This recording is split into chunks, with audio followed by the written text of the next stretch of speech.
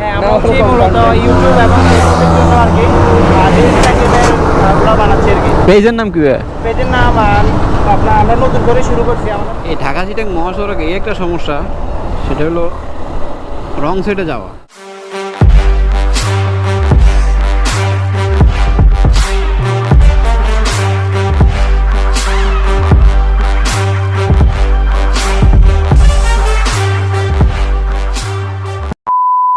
Hello বন্ধুরা, আসসালামু আলাইকুম।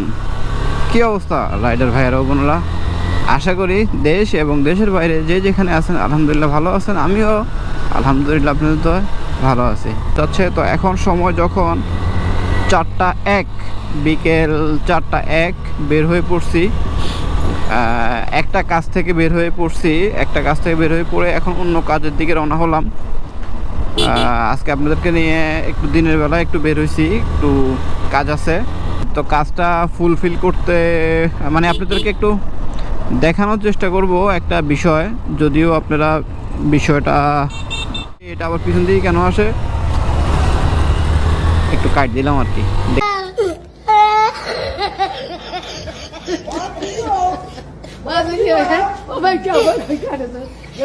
দেখলাম একটু পারি কিনা আর কি।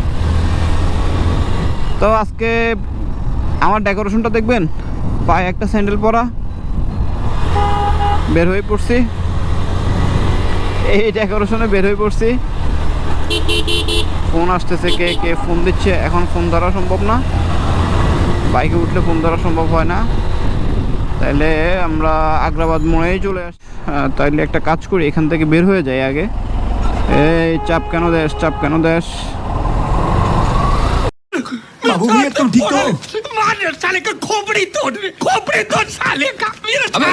এখান থেকে বের হয়ে গিয়ে একবারে দেখি ফ্লাইওভার উঠে আপনাদের সাথে কথা বলবো। আমরা আমি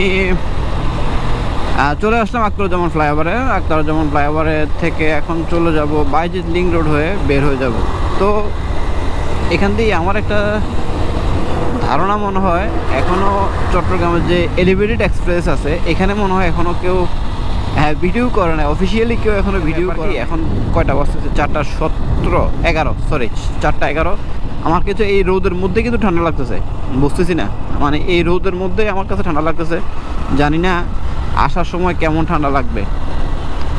তো আমি মানে আপনাদেরকে নিয়ে এখন যেভাবে প্ল্যান করতেছি যে ব্লগ করার, আমি কিন্তু নির্দিষ্ট কোনো একটা বিষয় বা একটা মানে কোনো ধারণা নিয়ে যে আমি কোনো নিয়ে যে ব্লগ করতে হবে তা কিন্তু না। আমার দৈনিক যে কাজগুলো, এই কাজগুলোই আমি আপনাদেরকে নিয়ে করব এবং আপনাদের সাথে শেয়ার করবো। দ্যাটস এনাফ, এতটুকুই। আর এর মাঝে আমার ভুল ত্রুটি থাকতে পারে, সেগুলো ক্ষমা সুন্দর দৃষ্টিতে দেখবেন। এবং এখনও যারা আমাদের পরিবারের সদস্য নয়, দয়া করে আমাদের চ্যানেলটাকে সাবস্ক্রাইব করবেন এবং দয়া করেই যদি ভিডিওর কোনো কিছু ভালো লেগে থাকে অবশ্যই বন্ধুদের সাথে শেয়ার করতে ভুলবেন না।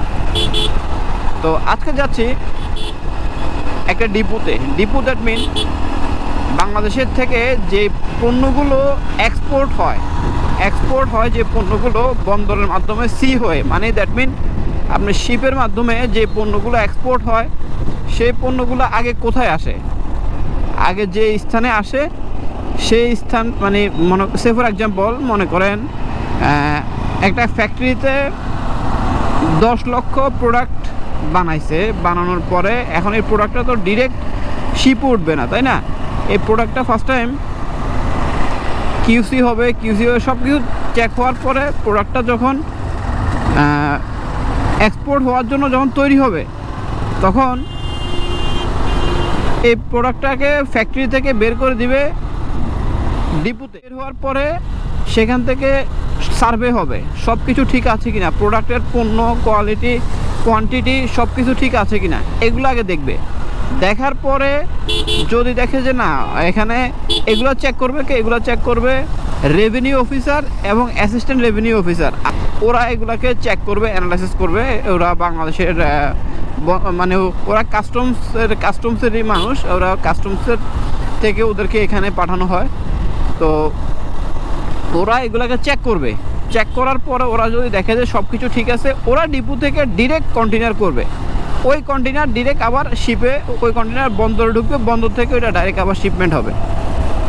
তো আশা করি আমার কথা সবাই বুঝতে পারছেন, কারণ মানে এতটুকু যদি আপনাদের কেউ ধারণা না থেকে থাকে যে একটা প্রোডাক্ট বাংলাদেশ থেকে এক্সপোর্ট, আচ্ছা আমার একটা জিনিস, আমি যদি কখনো বাইকে বা কোনো কাজে থাকি আমার ফোনটা খুব বেশি আসে। এখন আবার কে ফোন দিচ্ছে, কমিউনিকেটরে কানেক্ট করিনি, এই জন্য কথাও বলতে পারতেছি না।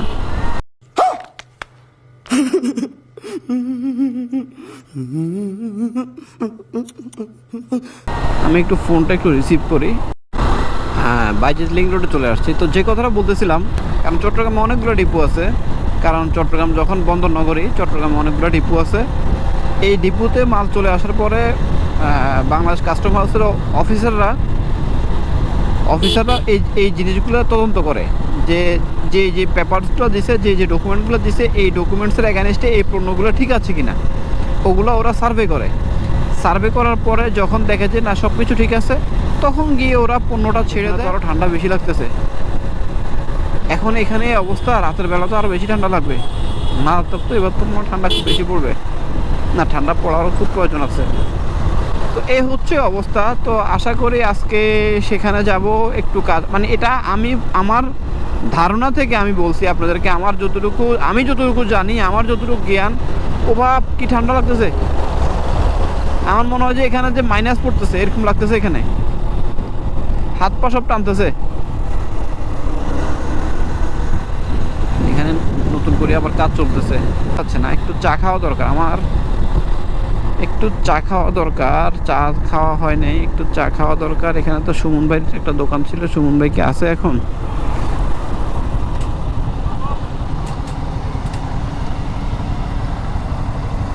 সুমন ভাই কি আছে? আছে, সুমন ভাই ছোট ভাই আছে, একটু চা খাইনি।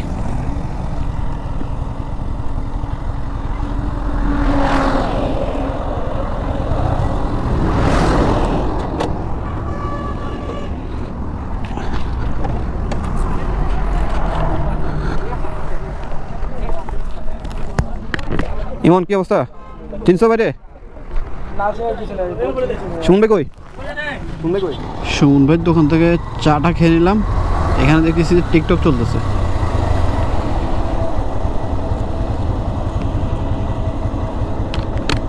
ভাই কিছু মনে করেন, আপনারা কি টিকটক করতেছেন? হ্যাঁ, টিকটক না, আমরা হচ্ছে ফেসবুকের জন্য আর কি শর্ট ভিডিও বানাচ্ছেন? অনেকক্ষণ ধরে দেখতেছি তো, ভালো লাগতেছিল।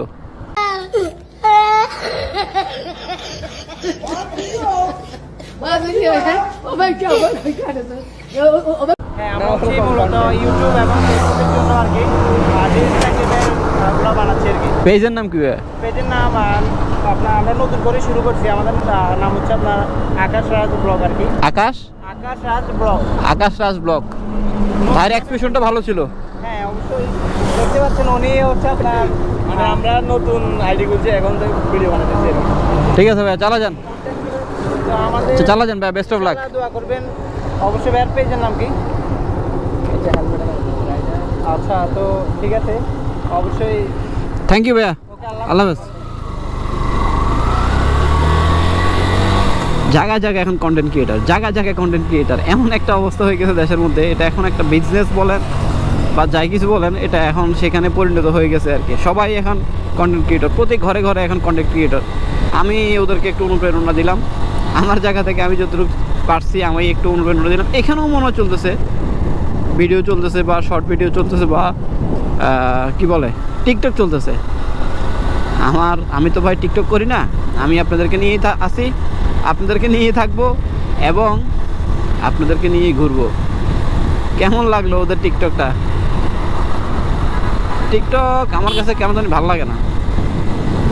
ও রে, ভিউটা তো সেই লাগতেছে।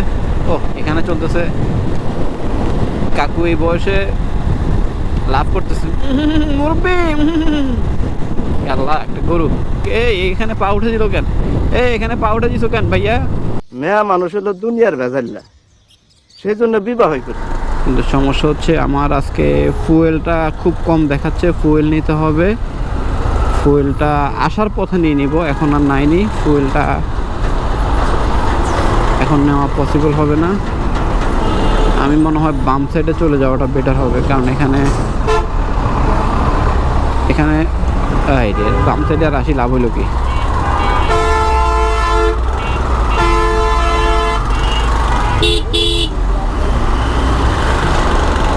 আর আসলে এই তো এদের কারণেই তো সমস্যা, ট্রাক ট্রুক এগুলো জায়গায় জায়গায় দাঁড়ায় থাকে হাইওয়েতে, এই জন্যই তো সমস্যা হচ্ছে।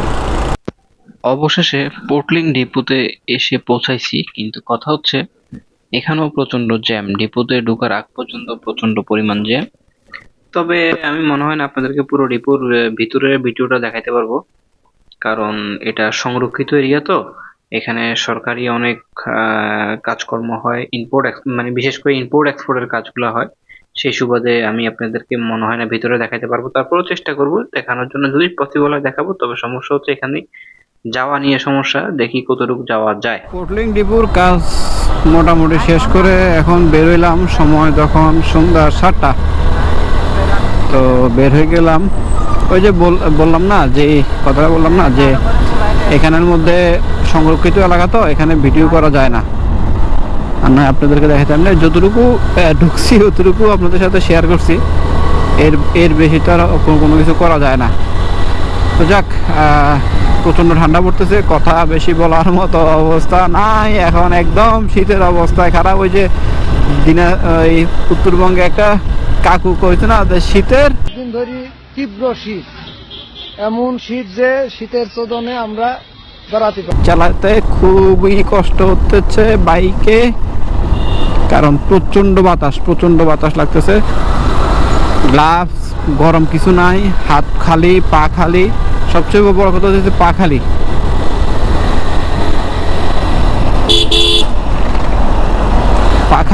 পা খালি হওয়ার কারণে বেশি সমস্যা লাগতেছে, বেশি ঠান্ডা লাগতেছে। তাহলে আজকের ভিডিওটা আর বেশি লং টাইম না করি, এখনও যারা আমাদের ইউটিউব চ্যানেলটাকে সাবস্ক্রাইব করেন নাই, দয়া করে সাবস্ক্রাইব করে দিবেন এবং পাশে থাকা বেল বাটনটি ক্লিক করে দিবেন। আবারও আমি বলতেছি, আমি আমার প্রবাসী ভাইদেরকে আবারও আমি অন্তঃস্থল থেকে জানাই সালাম, এবং সবাইকে, আমাদের পরিবারের নতুন যারা পরিবারের সদস্য হয়েছেন সবাইকে জানাই অন্তরের অন্তঃস্থল থেকে জানাই সালাম।